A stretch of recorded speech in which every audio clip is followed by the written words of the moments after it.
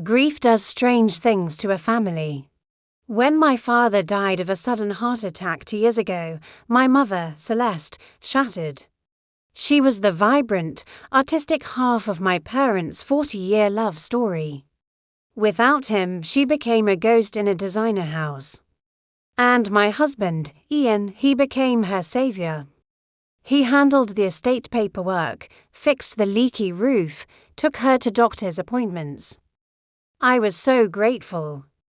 I don't know what I'd do without him. My mother would weep on my shoulder. And I'd hug her, thinking he's one of the good ones. Ian and I had our own struggles. The intimacy had cooled, chalked up to the stress of my demanding job, the shared grief. We were partners, roommates navigating loss. I thought we were in a valley that we'd climb out. I never imagined he was already on a different mountain. With my mother. The discovery wasn't dramatic. It was a Tuesday. Ian was in the shower, his phone buzzing insistently on the nightstand with a work call. I went to silence it. And there it was.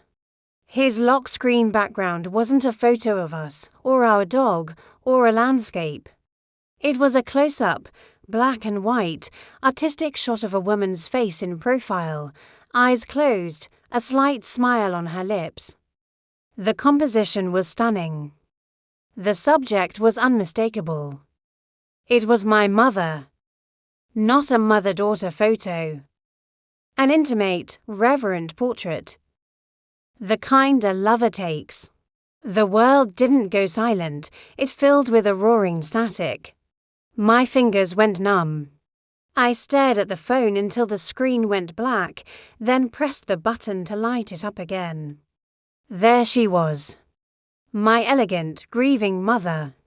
The background on my husband's secret phone, a second device he claimed, was for a crypto side hustle he didn't want linked to his main number. I didn't confront him. I became a forensic anthropologist of my own life. I started noticing what I'd been blind to. The way he'd quote her opinions on interior design, dismissing mine. The new cologne he wore, one she'd once mentioned she loved on my father. The weekends he spent helping her sort through Dad's study, a task that never seemed to end. I remembered a comment from my aunt at Christmas, a brittle laugh. Ian knows Celeste's coffee order better than he knows yours. I hired a discreet investigator. Not to follow them to a hotel, but to trace the digital and financial breadcrumbs. The investigator found a joint safety deposit box opened 6 months after my father's death. He found frequent, small cash withdrawals from Ian's account on days he was with my mother and traceable spending money. And he found the photographer. The background photo wasn't a casual snap. It was from a professional, intimate portrait session my mother had booked and Ian had paid for a grief project, she'd told me. The rest of the photos from that session, the investigator learned, were far more explicit. The truth was a sickness in my gut. This wasn't a seedy affair. It was a slow, deliberate transfer of devotion. My husband was replacing my father in my mother's life, in every sense. And my mother, she was replacing me. In his heart, in his bed, in the future he was building. My revenge had to be a dissolution. A complete and utter annihilation of the grotesque fantasy they were building on my father's grave. I needed to weaponize the memory of the man they were both betraying. I waited for Mother's Day. A day of profound significance for her, a minefield of grief and expectation. Ian had planned a special day for just the two of them, telling me he was taking her on a drive to her favorite seaside town to cheer her up. I knew what that meant. On that morning, I went to my father's grave alone. I set up a small, portable speaker. Then I called my mother. When she answered, her voice light, expecting my well wishes, I didn't say a word. I simply played, through the phone, the recording I had made. It was the voicemail my father had left on my phone the day he died, a mundane, beautiful message I'd saved like a sacred relic. "Hey, sweetheart. Just thinking about you. Tell that husband of yours to bring you over for dinner this weekend. Your mom's making her pot roast. I love you, kiddo." His voice, warm and alive, filled the silent line. Then I spoke, my voice as cold as the marble headstone. "Hi, Mom. I'm at Dad's grave. I was just wondering, while you're with my husband today, on Mother's Day, do you think he'll love you the way Dad did?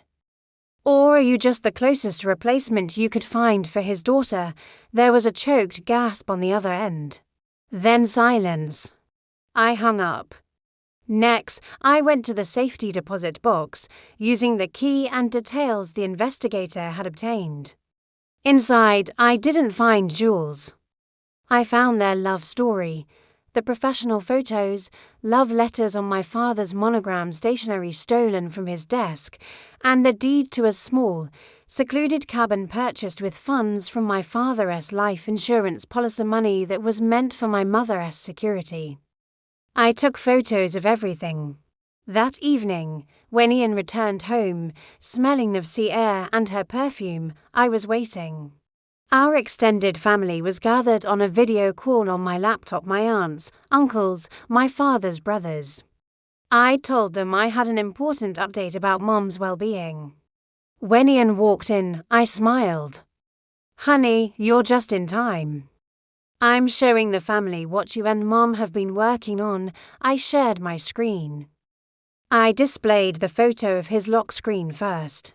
The collective, horrified intake of breath from the laptop speakers was a satisfying chorus. Then I clicked through the professional photos, the cabin deed, a scanned line from a letter where my mother had written, "With you, I feel alive again, not just a widow." Ian's face was a mask of pure terror. On the video call, my uncle, my father's stoic older brother, spoke first, his voice trembling with rage. "You vile bastard. You moved into my brother's bed before his body was cold." The social and familial annihilation was total and permanent. My mother was disowned by her own siblings. Ian was cut off from every family connection he'd woven himself into through me. I filed for divorce the next Monday, citing adultery with a family member. The prenup I'd once thought was unromantic became my shield. It had a strong morality clause. He walked away with almost nothing. I sold my father's house, with the court's permission, as part of the estate settlement. The cabin was seized to repay the misappropriated insurance funds.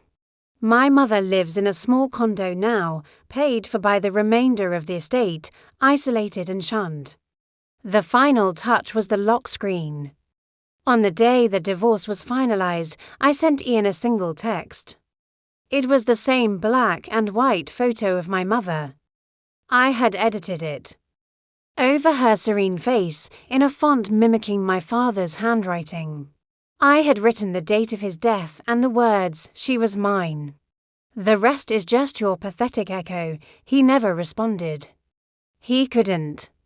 I had taken their twisted, secret tribute and turned it into their public epitaph.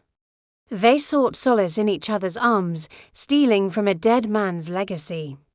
I made sure that legacy became the jailer of their shame. Now, the only picture that haunts him is the one I ruined. And the only mother in my life is the memory of the woman she was before she chose to become my husband's lover. Some ghosts you don't have to live with. You can simply bury them alongside the people they betrayed.